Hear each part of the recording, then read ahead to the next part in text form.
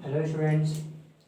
हम लोगों ने पिछली क्लास तक डिस्कशन कर रखा था यूनिफॉर्म वेलोसिटी और नॉन यूनिफॉर्म वेलोसिटी के बारे में। वहाँ तक डिस्कशन हो चुका था, मतलब कि वहाँ तक की बातों को हम लोग जान चुके थे और उनकी डिफिनीशंस भी जान चुके थे। आज हम थोड़ा आगे बढ़ते हैं। जैसे पिछले लेक्चर में जो हमने बस समझा रखा था उसी से स्टार्ट करते हैं हम। जैसे एग्जांपल फिर से एक लेते हैं कि मान लीजिए कोई एक ऑब्जेक्ट, ये आपका टाइम है, टाइम ठीक है सेकंड में। ये कोई कार ए है, ये जो डिस्टेंस ट्रेवल कर रही है वो मीटर में ट्रेवल कर रही है। और वहीं पे कार बी है, जो डिस्टेंस ट्रेवल कर रही है वो भी मीटर में। तो मान लीजिए ये 9 बजे ट्रेवलिंग अपनी शुरुआत करते हैं, सुबह के, ठीक है, जो भी ले लो 9 PM पे। फिर 9:15 PM होता है, फिर 9:30 PM की बात आती है। मतलब इस तरीके से टाइम ग्रेजुअली इंक्रीज कर रहा है। 45 PM और फाइनली 10 PM, ठीक है 10 PM। मान लेते इस समय इनकी स्पीड क्या थी 20, फिर 40, फिर 60, फाइनली 80 एंड 100। इनका कुछ था मान लो 15, देन 17, फिर 25, फिर 29, फिर 37। क्या है यहाँ पे इंटरवल ऑफ टाइम कितना है आपको यहाँ दिख रहा है, इक्वल दिख रहा है कि नहीं। यहाँ से यहाँ 15 मिनट के ग्रेजुअल इंक्रीजमेंट हुआ, यहाँ से यहाँ फिर 15 मिनट का, यहाँ से यहाँ फिर 15 मिनट का और यहाँ से यहाँ फिर 15 मिनट का। एक्चुअली 10-10 मिनट का 10 0 हो जाएगा। यानी कि टाइम इंटरवल यहाँ पे क्या है इक्वल है, लेकिन ये जो कार ए और कार बी की जो डिस्टेंस ट्रेवलिंग है उस पर जरा गौर करिए। देखिए कार ए क्या कर रहा है 9 PM तक वो 20 मीटर चल चुका था, जैसे 15 मिनट बाद वो 40 मीटर चल चुका, यानी 20 मीटर की इंक्रीजमेंट हुई डिस्टेंस ट्रेवलिंग में। यहाँ से यहाँ फिर 20 मिनट का इंक्रीजमेंट, सॉरी 20 मीटर का इंक्रीजमेंट, फिर 20 मीटर का इंक्रीजमेंट, फिर अगेन 20 मीटर इंक्रीजमेंट। तो यहाँ इक्वल इंटरवल ऑफ टाइम में कार ए द्वारा जो डिस्टेंस ट्रेवल किया जा रहा है उसमें भी इक्वल इंटरवल चेंज देखने को मिल रहा है। यानी कि इस केस में कार ए की जो मोशन होगी वो यूनिफॉर्म मोशन होगा। वहीं कार बी की मोशन को जरा ऑब्जर्व करिए। शुरुआत में 15 मीटर चला, फिर 17 मीटर यानी 2 मीटर का इंक्रीजमेंट हुआ, फिर 17 से 25 8 मीटर का इंक्रीजमेंट, फिर 29 4 मीटर का इंक्रीजमेंट और फिर 37 8 मीटर का इंक्रीजमेंट। यानी कि कार बी जिस तरीके की डिस्टेंस ट्रेवल कर रही है वो अनइक्वल डिस्टेंस ट्रेवल कर रही है इक्वल इंटरवल ऑफ टाइम में। तो इस केस में इस कार बी का जो मोशन होगा वो क्या होगा नॉन यूनिफॉर्म होगा। तो बात समझ में आई। ऐसे एग्जाम्पल दे करके हम लोग यूनिफॉर्म नॉन यूनिफॉर्म मोशन समझ जाएंगे। चलिए नेक्स्ट हेडिंग है हम लोग के लिए। अच्छा एक एग्जांपल लेते हैं और अपनी जो नेक्स्ट टॉपिक है हमारा हम उसको समझते हैं। एग्जांपल कुछ इस तरीके का है कि देखिए मान लीजिए कि ये पॉइंट ए है और ये पॉइंट बी है, ठीक है, ए और बी कोई पॉइंट है, ठीक है। यहाँ से मान लीजिए बस को चलना है इधर से, ठीक है, यहीं से आपकी बस के साथ ये पॉइंट है, बस के साथ साथ कोई मैन चल रहा है, ठीक है, मैन, ठीक है। तो पॉइंट ए से पॉइंट बी तक दोनों को पहुंचना है, बस को भी और मैन को भी। तो देखिए मामला क्या है। अच्छा एक बात बताइए, इस एग्जांपल से हम लोग समझने की कोशिश करेंगे एक नए टर्म को, ठीक है। एग्जांपल है इस तरीके का कि पॉइंट ए से पॉइंट बी तक पहुंचना है, बस को भी और मैन को भी। तो बताइए यहाँ पे जो क्लियरली है कि जो बस है वो मैन की तुलना में जल्दी यहाँ पहुँच जाएगा और मैन थोड़ा लेट से पहुँचेगा, है ना। यानी कहने का मतलब ये है कि किसी फिक्स्ड डिस्टेंस को अगर जब कवर करना होता है तो कोई भी ऑब्जेक्ट हो सकता है कोई ऑब्जेक्ट या कोई पार्टिकल उसी फिक्स्ड डिस्टेंस को कुछ जल्दी कवर कर ले और कोई पार्टिकल या ऑब्जेक्ट उसी फिक्स डिस्टेंस को थोड़ा समय लेकर के कवर करे। यानी कि डिस्टेंस को कवर करना है लेकिन कुछ उसी को थोड़ा फास्ट कवर कर देते हैं तेजी से जा करके, और कुछ स्लो मोशन के साथ वहाँ पे कवरिंग करते हैं। यानी कहने का ये मतलब है कि रेट ऑफ मोशन, देखिए रेट ऑफ मोशन हम जब भी हम यहाँ पे बात करेंगे कहीं भी रेट ऑफ मोशन या रेट ऑफ समथिंग, तो जब भी हम रेट अप्लाई करेंगे रेट शब्द लगाएंगे तो यहाँ पे हम कंपेयर करेंगे उसके मोशन या उस पर्टिकुलर चीज को टाइम के साथ, ठीक है। तो यहाँ पे ये इनके रेट ऑफ मोशन में डिफरेंस है कि नहीं। रेट ऑफ मोशन में डिफरेंस है। अभी हमने बताया मोशन जब हमने पढ़ा था तो जब बताया था ना कि change in position of object, तो खैर चेंज इन पोजीशन तो हो ही रहा है, लेकिन यहाँ पे अब हम क्या डिस्कस करने वाले हैं, इन ऑब्जेक्ट के मोशन वगैरह हम लोग डिस्कस कर चुके हैं, रेस्ट पोजीशन जान चुके हैं। अब हम चल रहे हैं इस मोशन के रेट को देख रहे हैं। देखिए बस भी मोशन कर रहा है और मैन भी मोशन करेगा, लेकिन इनके रेट ऑफ मोशन में बदलाव है, रेट ऑफ मोशन में इनके रेट ऑफ मोशन में चेंजेस है, हम उसी को डिस्कस कर रहे हैं अब यहाँ पे।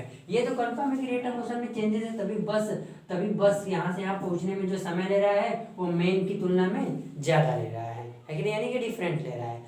तो यहाँ पे हम अब अगला टर्म समझने वाले हैं, क्या समझने वाले हैं बेटा, rate of motion, rate of motion को जानेंगे। एक्चुअली रेट ऑफ मोशन को ही नाम दिया जाता है क्या, स्पीड, इसको क्या बोलते हैं, स्पीड बोला जाता है ना। कहते हैं ना कि बस की स्पीड मैन की स्पीड से ज़्यादा है, तभी वो इससे जल्दी वहाँ पहुँच गया, है ना। तो उसी को हम पहले रेट ऑफ मोशन से हमने कनेक्ट किया कि रेट ऑफ मोशन क्या था, रेट ऑफ मोशन मतलब रेट ऑफ मोशन क्या बता रहा था, यह बता रहा था कि कोई ऑब्जेक्ट एक पर्टिकुलर डिस्टेंस को दूसरे के कंपैरिजन में कितना फास्ट है कितना स्लो कवर कर रहा है। बस जो है मेन के कंपैरिजन में इसी डिस्टेंस को काफ़ी फास्ट कवर कर रहा है। तो इस केस में रेट ऑफ मोशन अब हम डिस्कस करेंगे, रेट ऑफ मोशन यानी कि स्पीड। तो इसको हम इस तरीके से डिफाइन करेंगे, इस तरीके से इसका डिफिनेशन होगा कि the distance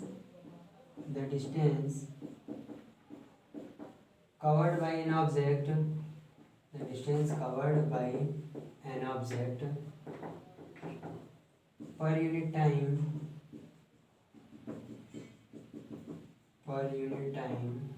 is called speed।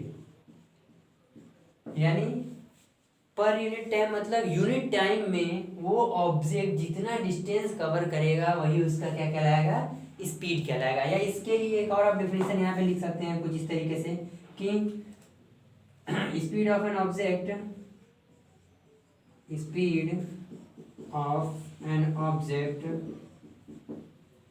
Gives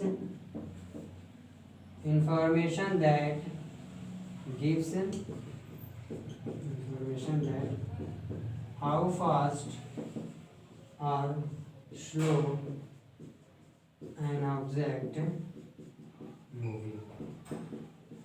मतलब कि स्पीड आप दो डिफिनेशन दे सकते हैं कि ये जो स्टैंडर्ड आपकी चलेगी, the distance covered by an object per unit time is called speed. या स्पीड एक ऐसी quantity, speed of A object क्या इन्फॉर्मेशन देता है कि कोई ऑब्जेक्ट कितना फास्ट या कितना स्लो मूव कर रहा है। अगर आपको इसका मेजरमेंट करना है, मतलब आपको अगर ये ऑब्जर्व करना है कि कोई पर्टिकुलर ऑब्जेक्ट कितना फास्ट या कितना स्लो मूव कर रहा है, तो आप स्पीड को देखिए। अगर आप कहेंगे कि एक की स्पीड है 30 किलोमीटर पर आवर, किसी दूसरे पार्टिकल की स्पीड है 10 किलोमीटर पर आवर, तो हम कहेंगे कि पार्टिकल जो है उसकी स्पीड इसकी तुलना में ज़्यादा है कि नहीं। तो स्पीड की डिफिनेशन समझ में आई इस एग्जांपल से। यानी कि यहाँ पे हम अब हम फाइनली कह सकते हैं कि बस की स्पीड मैन की स्पीड की कंपेरिजन में ज़्यादा है, इसीलिए बस यहाँ इस फिक्स डिस्टेंस को कवर करने में मैन के कंपेरिजन में कम टाइम मिलेगा, यानी लेस टाइम में वो उतने डिस्टेंस को कवर करेगा। तो चलिए अगर स्पीड, ठीक है, स्पीड जान चुके हैं, तब स्पीड से रिलेटेड कुछ बातें, जैसे कि हम पहले से बताते आ रहे हैं कि स्पीड से रिलेटेड कुछ बातें क्या क्या स्टार पॉइंट करके इसके लिए जानना है, और क्या इनकी यूनिट्स वगैरह हैं वो सब। देखिए बेटा स्पीड के लिए हम कुछ चीज़ें ये कह सकते हैं कि the SI unit of speed is, फिर से वही चीज़ें जो पहले करते आ रहे हैं बाकी टर्म्स के लिए, the SI unit of speed is metre per second भी हम कह देंगे, और बिगर यूनिट में अगर बात करते हैं हम किलोमीटर पर आवर, वो भी ऐसा यूनिट होती है स्पीड की, ठीक है। इट इज डिनोटेड बाई, ठीक है, it is denoted by simply v, speed को सिर्फ v से हम डिनोट कर देंगे, ठीक है। और स्पीड ऑफ एन ऑब्जेक्ट, ठीक है, speed of an object is a scalar quantity,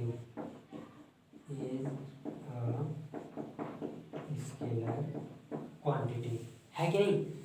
इतनी बात, और कुछ बातें इसमें लिख लेंगे हम लोग, ये हम लिख लेंगे कि स्पीड ऑफ एन ऑब्जेक्ट, ठीक है, speed of an object never be zero, zero नहीं होगा और नेगेटिव तो होने की बात ही नहीं है, फिर भी हम लिख लेते हैं क्योंकि जीरो नहीं होगा तो नेगेटिव का चांस ही नहीं आता है। यानी कि ये कुछ 3-4 बातें जब भी हम स्पीड के बारे में जानेंगे तो इसको मतलब इसके स्पीड के बारे में अगर हम स्टडी करते हैं तो हमको ये कुछ बातें जाननी है, उसको उसके बारे में ये इन्फॉर्मेशन हमें ध्यान में रखनी है। क्या क्या इन्फॉर्मेशन कि स्पीड ऑफ ऑब्जेक्ट क्या होता है, स्पीड ऑफ ऑब्जेक्ट की यूनिट मीटर पर सेकेंड होती है, उसे हम वी से डिनोट करते हैं। और साथ ही साथ स्पीड ऑफ ऑब्जेक्ट, किसी ऑब्जेक्ट की स्पीड जो होती है वो एक स्केलर क्वांटिटी है, मतलब उसके पास सिर्फ मैग्नीट्यूड होता है, डायरेक्शन नहीं होता। बात समझ में आ रही है। और लास्ट हमने कहा कि कुछ भी हो जाए आप देखेंगे हमेशा स्पीड कभी भी जीरो या नेगेटिव नहीं होगी, है कि नहीं, क्योंकि स्पीड को डिफाइन करने के लिए हम डिस्टेंस का सहारा ले रहे हैं। और मैंने पहले बताया था कि डिस्टेंस एक लेंथ ही होती है, और लेंथ को हम अपने मतलब प्रैक्टिकल डेली लाइफ में हमने देख चुके हैं कि लेंथ कभी भी नेगेटिव नहीं होती। चूंकि लेंथ कभी नेगेटिव नहीं होगी तो डिस्टेंस कभी नेगेटिव नहीं होगा, डिस्टेंस से डिफाइन हो रहा है स्पीड, तो स्पीड भी कभी नेगेटिव नहीं होगा। खैर स्पीड में तो आप टाइम को भी ले रहे हैं और आपको पता है टाइम को भी नेगेटिव नहीं लेते हैं, यानी कि स्पीड को डिफाइन करने के लिए जिस टर्म का हम सहारा ले रहे हैं like speed and distance and time, वे दोनों आपस में ही नेगेटिव नहीं है, तो हम कहाँ से स्पीड को नेगेटिव कह सकते हैं। तो कहने का ये मतलब फाइनली कंक्लूजन बेटा ये निकला कि स्पीड के बारे में हम ये 3-4 बातें ध्यान रखेंगे। बात समझ में आई। क्योंकि अब स्पीड के बारे में जाते हैं। अच्छा एक चीज बताइए, यहाँ पे हमने वो एग्जांपल लिया था जब मैंने कहा था पॉइंट ए से पॉइंट बी तक किसी पार्टिकल को पहुंचना, या बहुत सारे पार्टिकल हैं या बहुत सारे ऑब्जेक्ट हैं, वहाँ मैन और बस था, आप कुछ भी बाईसाइकिल डाल दीजिए, आप कॉर्ड डाल दीजिए, कुछ भी 4-5 ऐसी सारी चीजें हैं, यानी कि डिफरेंट ऑब्जेक्ट इस फिक्स डिस्टेंस को डिफरेंट रेट ऑफ मोशन से कवर करेंगे। डिफरेंट रेट ऑफ मोशन का मतलब डिफरेंट स्पीड से। अब देखिए बार बार रेट ऑफ मोशन नहीं हम यूज करेंगे टर्म, अब हम रेट ऑफ मोशन की जगह हम यूज करेंगे टर्म क्या, स्पीड। तो हम ये कह रहे हैं कि डिफरेंट जो ऑब्जेक्ट्स होते हैं वे इस फिक्स डिस्टेंस को और डिफरेंट टाइम इंटरवल में कवर करेंगे। बात समझ में आ रही है। अच्छा जब डिफरेंट टाइम इंटरवल में कवर करेंगे तो एक पर्टिकुलर ऑब्जेक्ट को लेते हैं, मान लेते हैं कोई पर्टिकुलर एक कार ही है मान लो, ठीक है, वो यहाँ से यहाँ तक की जो फिक्स डिस्टेंस है, जरूरी तो है नहीं कि वो एक ही रेट ऑफ मोशन से कवर करे, कभी हो सकता है उसकी यहाँ से यहीं तक आने में वो उसकी स्पीड कुछ और रही हो, फिर इस पॉइंट से यहाँ तक पॉइंट आने में उसकी स्पीड बदल गई हो, फिर यहाँ से जाने में उसकी स्पीड बदल गई हो। समझ में आ रही है। तो अगर मतलब कहने का ये मतलब है कि इस फिक्स डिस्टेंस को कवर करने में अगर कोई ऑब्जेक्ट, या मान लीजिए इस एग्जांपल में हम कार ले रहे हैं, इस फिक्स डिस्टेंस को कवर करने में अगर ये कार अलग अलग स्पीड से मूव करेगी तो इसके रेट ऑफ मोशन को कैसे आप डिफाइन करेंगे, है कि नहीं। अभी तो ठीक है, यहाँ से ए से बी तक रेट ऑफ मोशन अपने बस और मैन के लिए डिफाइन कर रखा था, उसमें हमने माना था कि इस पूरे डिस्टेंस को कवर करने में उसकी स्पीड में किसी तरह का चेंज नहीं हो रहा है, ये एज्यूम किया था हमने।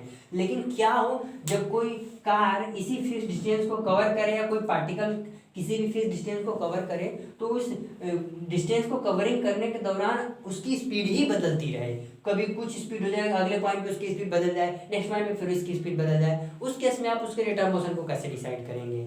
तो देखिए उस केस में उसके रेट ऑफ मोशन को डिसाइड करने के लिए हम एक नए टर्म का सहारा लेते हैं, वो कहलाता है हमारा क्या, एवरेज स्पीड। उसको क्या बोलते हैं बेटा, एवरेज स्पीड। एवरेज स्पीड उन्हीं ऑब्जेक्ट्स के लिए हम कैलकुलेट कर रहे होते हैं जो ऑब्जेक्ट किसी फिक्स डिस्टेंस को कवर करने में डिफरेंट स्पीड से चलते हैं, है कि नहीं। तो एवरेज स्पीड के लिए अगर हम डिफाइन करेंगे तो हम बोलेंगे इसके लिए सिंपल क्या बोलेंगे बेटा, the ratio of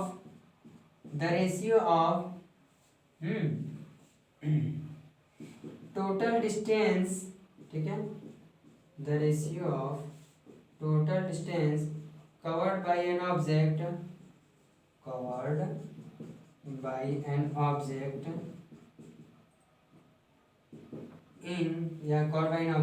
per unit time, नहीं sorry, the ratio of total distance covered by an object to the, चूंकि रेशियो है ना, to the total time taken is known as average speed of the object, ठीक है। यानी कि average speed अब क्या है यार, ये समझ में आया ना कि हम क्या करेंगे, जब कोई ऑब्जेक्ट एक फिक्स्ड डिस्टेंस को कवर करने में अपनी स्पीड को ही बदले, यानी कि अपनी स्पीड को कॉन्टिन्यूसली चेंज करते हुए वो उस फिक्स्ड डिस्टेंस को कवर करे, तो उस ऑब्जेक्ट के रेट ऑफ मोशन को डिफाइन करने के लिए या उस ऑब्जेक्ट के रेट ऑफ मोशन को कैलकुलेट करने के लिए हम एक नए टर्म का सहारा लेंगे। वो क्या होगा? Average speed. अगर वो अपना फिक्स डिस्टेंस नहीं कवर, मतलब वो फिक्स डिस्टेंस को अगर इस कांस्टेंट स्पीड से कवर कर रहा है तो हमें नहीं दिक्कत है, लेकिन अगर वो स्पीड चेंज करते करते वो अपने उस डिस्टेंस को कवर करेगा तो हम एवरेज स्पीड का सहारा लेंगे। उसके लिए क्या करेंगे कि टोटल डिस्टेंस वो जितना कवर किया है उसको टोटल टाइम से डिवाइड करेंगे तो एवरेज स्पीड मिल जाएगी। ठीक है, तो चलिए एवरेज स्पीड मिल चुकी है, तो इसके लिए एक बात और भी जान लेते हैं। जैसा कि देखा हम लोगों ने, स्पीड कभी भी नेगेटिव या जीरो नहीं हो सकती, तो स्पीड से ही बन के आया है एवरेज स्पीड, तो एवरेज स्पीड भी कभी भी नेगेटिव या जीरो नहीं हो सकता। इसके लिए भी वही यूनिट रखेंगे जो स्पीड की रखेंगे। इसके लिए स्टार पॉइंट लिख सकते हैं कि average speed of an object, ठीक है, average speed of an object never be zero, never be zero, ये कभी भी एवरेज स्पीड किसी ऑब्जेक्ट का जीरो नहीं होगा। तो एवरेज स्पीड समझ में आ गई। ठीक है, अब अगला आपके लिए टर्म है इंस्टेंटेनियस स्पीड। क्या है? Instantaneous speed. ठीक है, इंस्टेंटेनियस स्पीड क्या है? इंस्टेंटेनियस स्पीड, देखिए इंस्टेंटेनियस स्पीड का मतलब, अच्छा मान लीजिए कोई वही एग्जांपल फिर से लेते हैं, जैसे जो एग्जांपल हमने पिछली बार लिया था कि एक दो पॉइंट है ए और बी, कोई पार्टिकल ए से बी जा रहा है यहाँ से तक के। अच्छा बताइए, यहाँ से यहाँ जाने में बहुत सारे रास्ते, मतलब बहुत सारे पॉइंट्स मिलेंगे, तो किसी फिक्स्ड टाइम, किसी फिक्स्ड कांस्टेंट टाइम पे या फिक्स्ड पॉइंट पे उस ऑब्जेक्ट की जो स्पीड होगी वो इंस्टेंटेनियस स्पीड कहलाएगी। मतलब ये कहने का कि मान लेते हैं यहाँ से यहाँ वो ऑब्जेक्ट 20 सेकेंड में अपना ट्रैवल डिस्टेंस कवर कर रहा है, ये पूरी डिस्टेंस 20 सेकेंड में कवर कर रहा है, तो 1 से 20 सेकेंड में जहाँ से स्टार्टिंग करेगा वहीं से आप टाइम का काउंटिंग शुरू कर देंगे। तो 1 से 20 सेकेंड के बीच में 15वें सेकेंड पे या 16वें सेकेंड पे, यानी कि nth सेकेंड पे, यानी किसी फिक्स्ड टाइम इंटरवल में या किसी फिक्स टाइम पे ऑब्जेक्ट की स्पीड जो होती है उसकी इंस्टेंटेनियस स्पीड कहलाती है कि नहीं? इंस्टेंटेनियस स्पीड को हम लिख सकते हैं, क्या लिख सकते हैं कि the speed of an object at particular time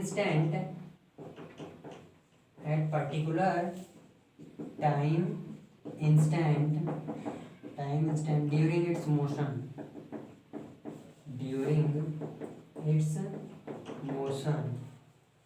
is called, ठीक है, is called instantaneous speed। यानी क्या कहने का मतलब कि पूरी ट्रेवलिंग में अगर आप किसी एक फिक्स टाइम पे उस ऑब्जेक्ट की स्पीड को वॉच करते हैं तो क्या कहलाता है? इंस्टेंटेनियस स्पीड कहलाता है। बात समझ में आई?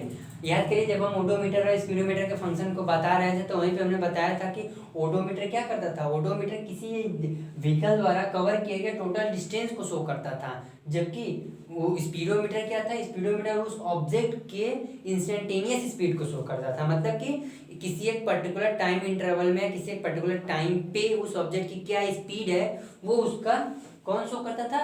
स्पीडोमीटर। तो इंस्टेंटेनियस स्पीड क्या हुआ?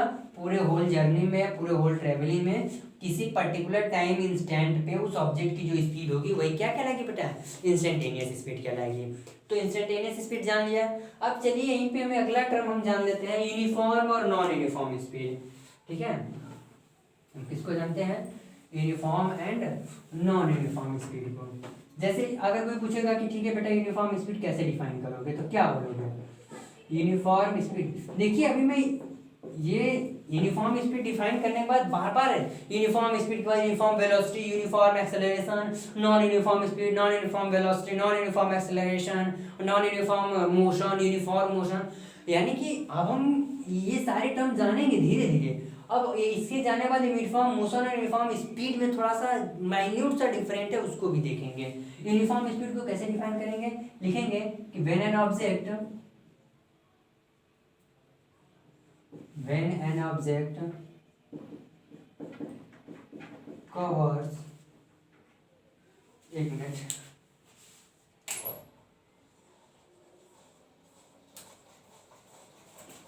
when an object covers equal distance in equal interval of time, in equal interval of time in particular direction,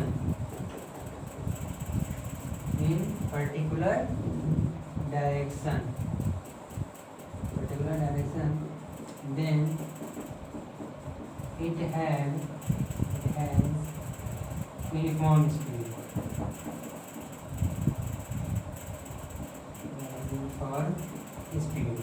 यानी यूनिफॉर्म स्पीड क्या है? किसी ऑब्जेक्ट द्वारा टोटल मतलब अगर कोई object equal interval of time में इक्वल डिस्टेंस कवर करता है, जैसे यूनिफॉर्म मोशन में क्या था, हर 15 मिनट के टाइम इंटरवल पे कार ए 20-20 मीटर का डिस्टेंस कवर कर रहा था, यानी कि इक्वल इंटरवल ऑफ टाइम में वो कार इक्वल डिस्टेंस कवर कर रही थी, तो यूनिफॉर्म मोशन था।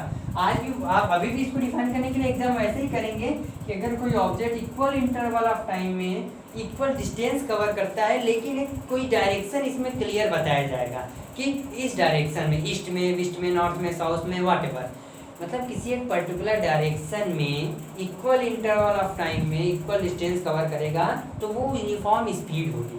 यूनिफॉर्म मोशन में ऐसा कुछ नहीं था। यूनिफॉर्म मोशन में मतलब कि डिफिनीशन तो एग्जैक्टली वैसे ही थी, लेकिन वहाँ डायरेक्शन मोशन के लिए एक डायरेक्शन फिक्स किया गया था। अभी इसके आगे हम डायरेक्शन वाला एग्जांपल लेते हैं। तो यूनिफॉर्म स्पीड समझ में आई क्या थी? अच्छा, इसी में स्टार्ट में हम एक बात लिख सकते हैं, during uniform motion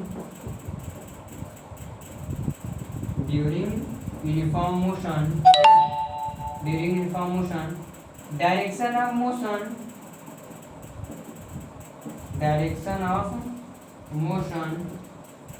of the object, ठीक है, ऑफ द ऑब्जेक्ट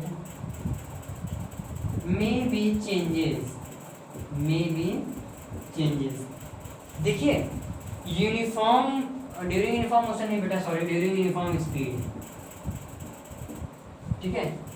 जिस ऑब्जेक्ट के पास यूनिफॉर्म स्पीड होती है उसके डायरेक्शन ऑफ मोशन में चेंज देखने को मिल सकता है, लेकिन यूनिफॉर्म मोशन में डायरेक्शन ऑफ मोशन चेंज नहीं होता था। दो चीज़ें मैं बता रहा हूँ। हम देखिए पहले ये समझ में आया होगा यूनिफॉर्म स्पीड क्या था। किसी ऑब्जेक्ट द्वारा अगर कोई object equal interval of time में इक्वल डिस्टेंस कवर करता है, लेकिन एक फिक्स डायरेक्शन में, तो वो उसके पास यूनिफॉर्म स्पीड कहलाती है, ठीक है। अब हम यूनिफॉर्म स्पीड और यूनिफॉर्म मोशन को कंपेयर करके थोड़ा क्लियर बताना चाहते हैं क्या है। देखिए यूनिफॉर्म स्पीड और यूनिफॉर्म मोशन, यूनिफॉर्म स्पीड तो लिखा है, यूनिफॉर्म मोशन भी लिख लेते हैं यहीं पे और दोनों को समझते हैं। यूनिफॉर्म मोशन का मतलब समझ रहे हैं, किसी एक फिक्स डायरेक्शन में इक्वल डिस्टेंस, मतलब किसी एक फिक्स डायरेक्शन में इक्वल इंटरवल ऑफ टाइम में इक्वल डिस्टेंस कवर करना। इसमें डायरेक्शन ऑफ मोशन बदलता नहीं था। अगर कोई ऑब्जेक्ट यूनिफॉर्मली मोशन कर रहा है एक स्ट्रेट लाइन इस डायरेक्शन में, तो अगर उसने अपना डायरेक्शन बदला तो उसका मोशन यूनिफॉर्म अब नहीं रहेगा, ठीक है। उस केस में वो ऑब्जेक्ट क्या कर रहा है, यानी कि यूनिफॉर्म मोशन में वो equal interval of time equal distance तो कवर कर ही रहा है, लेकिन उसका जो मोशन का डायरेक्शन है वो कभी नहीं बदल रहा, वो फिक्स है। अगर बदला तो यूनिफॉर्मली वो नहीं रहेगा, लेकिन यूनिफॉर्म स्पीड में ऐसा नहीं होता है। इक्वल इंटरवल ऑफ टाइम में इक्वल डिस्टेंस कवर भी करता है, लेकिन अगर डायरेक्शन बदल भी जाए उसका, मतलब ईस्ट से नॉर्थ में भी चले जाए, तो और अगर भी अभी भी अगर वो equal distance equal interval of time में कवर कर रहा है, तो उसका यूनिफॉर्म स्पीड होगा। यानी कहने का फाइनल कंक्लूजन ये हम क्या बता रहे हैं कि यूनिफॉर्म स्पीड और यूनिफॉर्म मोशन में ये बस डिफरेंस है कि यूनिफॉर्म स्पीड में जो ऑब्जेक्ट का डायरेक्शन ऑफ मोशन है वो बदल सकता है ना, लेकिन यूनिफॉर्म मोशन के केस में ऐसा नहीं। तो यूनिफॉर्म स्पीड समझ में आ गया। अगला टर्म है हमारा नॉन यूनिफॉर्म स्पीड, और इसके बाद हम कुछ डिफरेंसेस देखेंगे। खैर नॉन यूनिफॉर्म स्पीड समझ गए होंगे बेटा, उसको ज़्यादा बताने की ज़रूरत नहीं है। जिस तरीके यूनिफॉर्म स्पीड का बिल्कुल अपोजिट कर दीजिए। अगर कोई object equal interval of time में अनइक्वल डिस्टेंस कवर करेगा, तो उस केस में उसका स्पीड कैसा होगा, नॉन यूनिफॉर्म स्पीड, ठीक है। अच्छा यही से देखिए बार कभी कभी आपको डिस्टेंस और डिस्प्लेसमेंट में वो डिफरेंस देख लिखने को राइट डाउन करने को आता है, तो आप लिख सकते हैं आसानी से, ठीक है, डिस्टेंस और डिस्प्लेसमेंट में डिफरेंस। तो अगर हम एक तरफ डिस्टेंस का कॉलम बनाने और एक तरफ डिस्प्लेसमेंट का कॉलम बनाने, डिस्टेंस और डिस्प्लेसमेंट का कॉलम बना ले और समझाएं। देखिए हम अभी देखिए पहली बार मतलब पूरे लेक्चर में हम पहला डिफरेंस लेके आ रहे हैं, मतलब दो ऑब्जेक्ट दो क्वांटिटी के बीच का डिफरेंस। इसी तरह से अगर किसी के बीच में का भी अगर डिफरेंस आपसे पूछता है तो आप करेंगे क्या, डिफरेंस में लिखा ही क्या जाता है, उनकी जो डिफिनीसन आपने लिखी है, उनकी डिफिनीसन पढ़ने के दौरान आपने जो कुछ न्यू बातें उनके बारे में जानी थी, वही बस यहाँ पे राइट डाउन कर देनी होती है। जैसे डिस्टेंस के लिए हम लिखेंगे, अगर लिखेंगे तो it is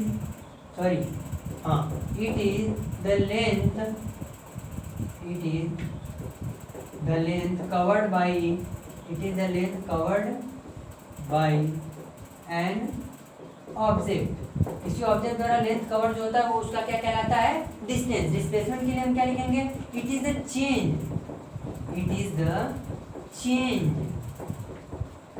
in position from initial to final position, change in position from initial to final position. पहला डिफरेंस तो यही है कि ये क्या है, किसी ऑब्जेक्ट द्वारा कवर किया गया लेंथ ही उसकी डिस्टेंस कहलाती है। डिस्प्लेसमेंट क्या था, किसी ऑब्जेक्ट के इनिशियल और फाइनल पोजीशन में जो चेंज आता था वो उसका डिस्प्लेसमेंट कहलाता था। दूसरी बात लिख सकते हैं, डिस्टेंस या it is scalar quantity, it is a scalar quantity लिखेंगे।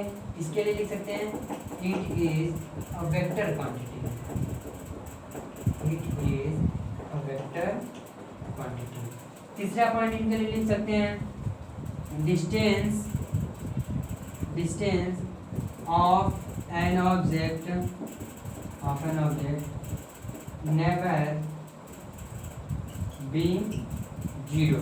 इसके लिए लिख सकते हैं इट मे बी जीरो, ये जीरो हो सकती है। हम डिफरेंस लिख लेते हैं फिर समझा रहे हैं सारे को। चौथे में हम ये लिख सकते हैं कि distance of an object always positive. लेकिन इस केस में क्या होगा, डिस्टेंस नहीं बेटा,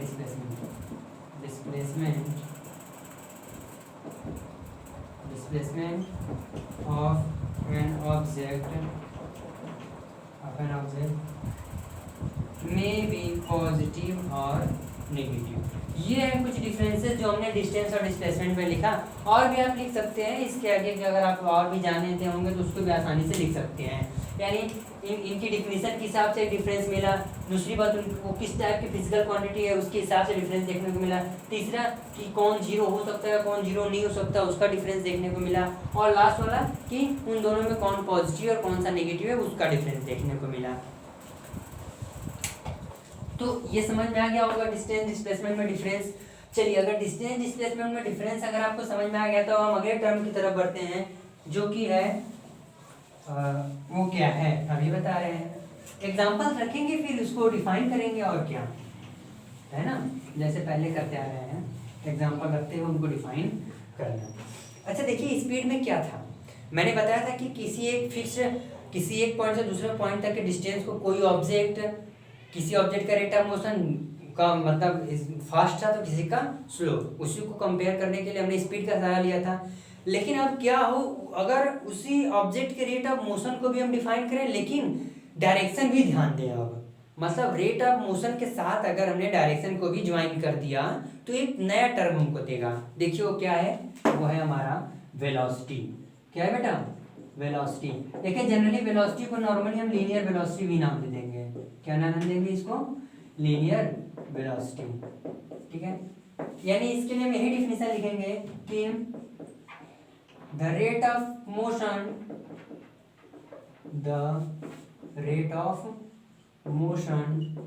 of an object in specified direction in specified direction is called velocity या linear velocity, ठीक है, velocity, ठीक है। इसी की दूसरी डिफिनेशन हम लिख सकते हैं, और करके दूसरी डिफिनेशन लिख सकते हैं, the displacement covered by an object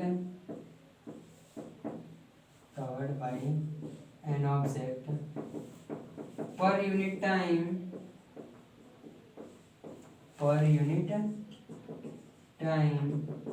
is called velocity।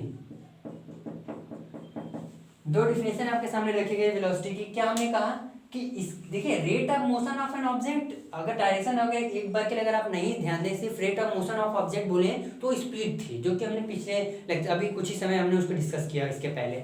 लेकिन अगर रेट ऑफ मोशन के साथ हम डायरेक्शन को भी फिक्स कर दें कि 10 मीटर की दूरी, यानी कि एक पॉइंट से दूसरे पॉइंट तक का डिस्टेंस 10 मीटर है, और उस पार्टिकल को उस 10 मीटर की दूरी को साउथ या ईस्ट डायरेक्शन में, यानी कि हम डायरेक्शन भी फिक्स कर दें, तो वो टर्म हमारा वेलोसिटी आ जाता था। तो वेलोसिटी क्या था? Rate of motion of an object in specified direction is known as velocity. या किसी ऑब्जेक्ट द्वारा पर यूनिट टाइम में वो कितना डिस्प्लेसमेंट कवर करता है, वही उसकी क्या होती है? वेलोसिटी होती है। तो वेलोसिटी समझ में आया? क्योंकि वेलोसिटी अगर समझ में आ गया तो इसके लिए कुछ इंपॉर्टेंट बातें क्या है, वो इंपॉर्टेंट बातें वो भी हम अभी आपके सामने लिखते हैं और उसको समझते हैं। इंपॉर्टेंट बातें क्या है?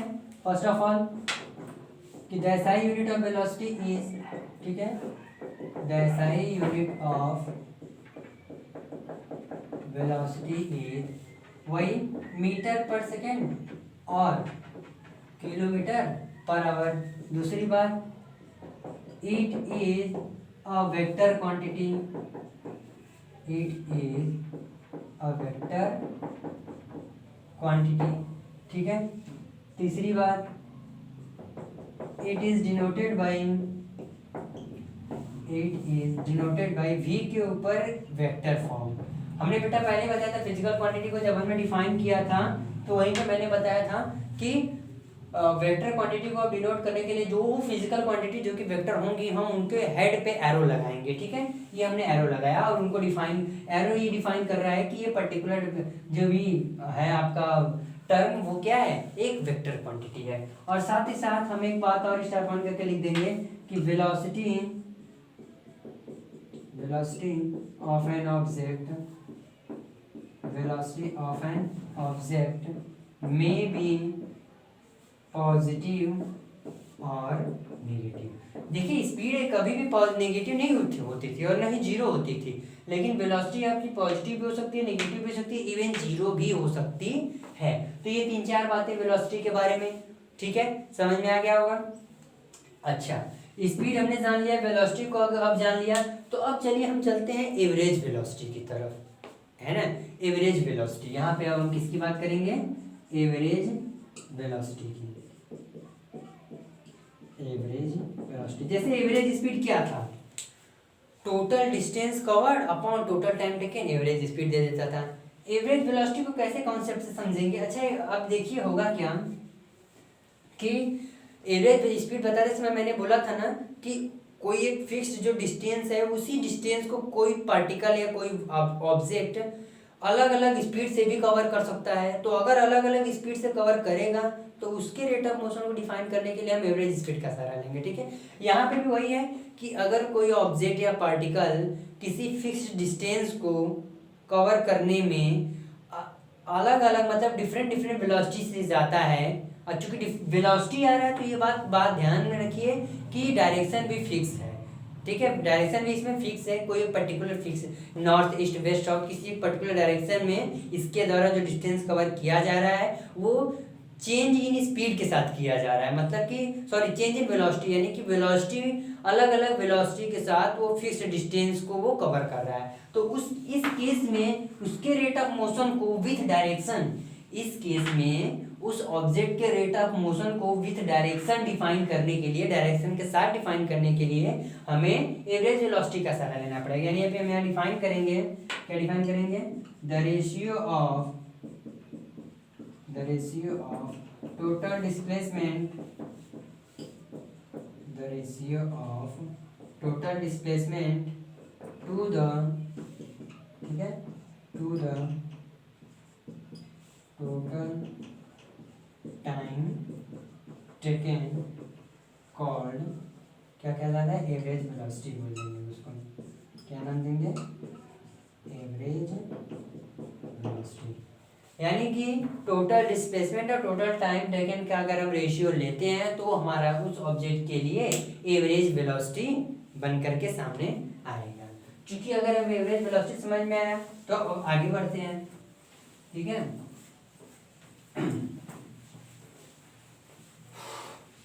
एवरेज वेलोसिटी अगर आप जान चुके हैं, यानी समझ में आ रहा है ना, average speed, average velocity, uniform, non uniform, समझ में आ गए होंगे। तो यूनिफॉर्म वेलोसिटी को भी अब देख लेते हैं। किसको देखने वाले हैं अब, यूनिफॉर्म वेलोसिटी। क्या है यूनिफॉर्म वेलोसिटी? देखिए, if an object covers equal displacement, देखिए एग्जैक्टली पुराने टर्म से डिफिनेशन मिलते हैं। If an object covers equal displacement in equal interval of time, in equal interval of time, then it has uniform velocity,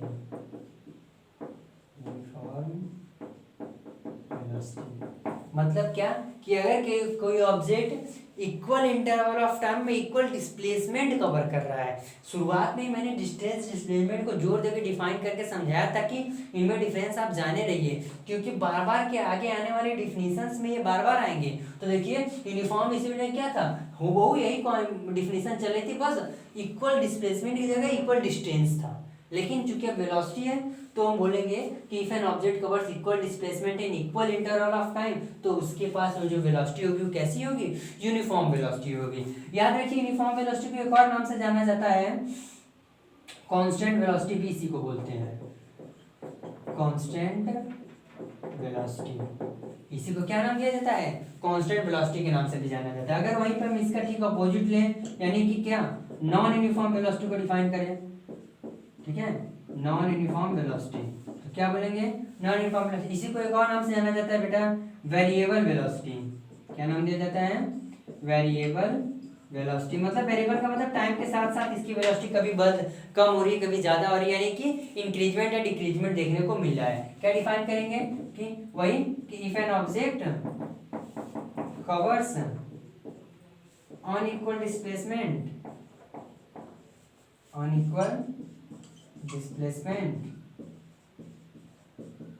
in equal interval of time,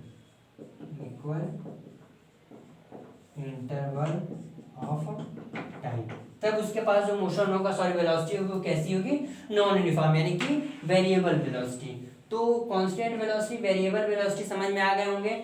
अगर ये दोनों समझ में आ गए तो हमारा नेक्स्ट टॉपिक है जो कि, अच्छा एक बात बताइए, uniform velocity, non uniform velocity, average velocity या सिंपल लीनियर वेलोसिटी, आप देख रहे हैं कि स्पीड और वेलोसिटी में अंतर ही बस किस चीज का मिल रहा है, डायरेक्शन का, है ना।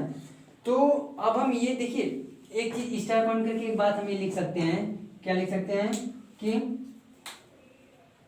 The velocity of an object, ठीक है, the velocity of an object can be changes dash करके।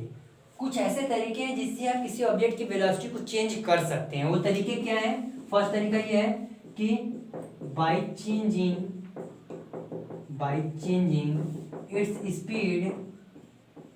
its speed keeping motion of direction, keeping direction of motion fixed. और दूसरा क्या तरीका है, दूसरा ये तरीका है by changing its direction of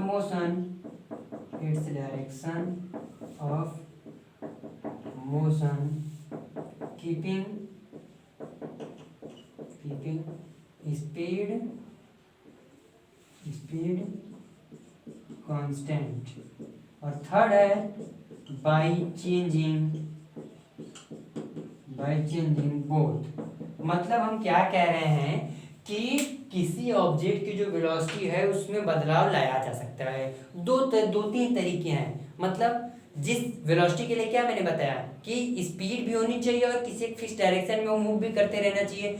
तो अगर उस ऑब्जेक्ट की वेलोसिटी आपको बदलनी है तो एक काम करें, या तो उसके डायरेक्शन ऑफ मोशन को बदल दीजिए। मतलब कि अगर वो 50 किलोमीटर पर आवर से ईस्ट में जा रहा था तो आप 50 किलोमीटर पर आवर से उसको क्या करिए, साउथ में भेज दीजिए। तो डायरेक्शन ऑफ मोशन आपने बदला तब भी उसकी वेलोसिटी कही जाएगी कि बदल चुकी है। या आप क्या काम करिए कि उसको ईस्ट में ही जाने दीजिए लेकिन स्पीड बढ़ा दीजिए। जो 50 किलोमीटर पर आवर से आप इसको अभी रन करा रहे थे आप उसको 60 किलोमीटर पर आवर से रन कराइए। तो इस केस में भी बोलेंगे कि उसकी वेलोसिटी चेंज हो गई है। या आप दोनों बदल दीजिए, मतलब उसको साउथ में भी मोड़ दीजिए और 60 किलोमीटर पर आवर स्पीड भी बढ़ा दीजिए। यानी कि स्पीड और डायरेक्शन दोनों आप चेंज कर देंगे तब भी उसकी वेलोसिटी में चेंज देखने को मिलेगा। यानी तभी हम कहेंगे कि ऑब्जेक्ट की वेलोसिटी बदल चुकी है। तो ठीक है, आज तक की क्लास में इतना ही, बाकी नेक्स्ट क्लास में डिस्कशन करेंगे।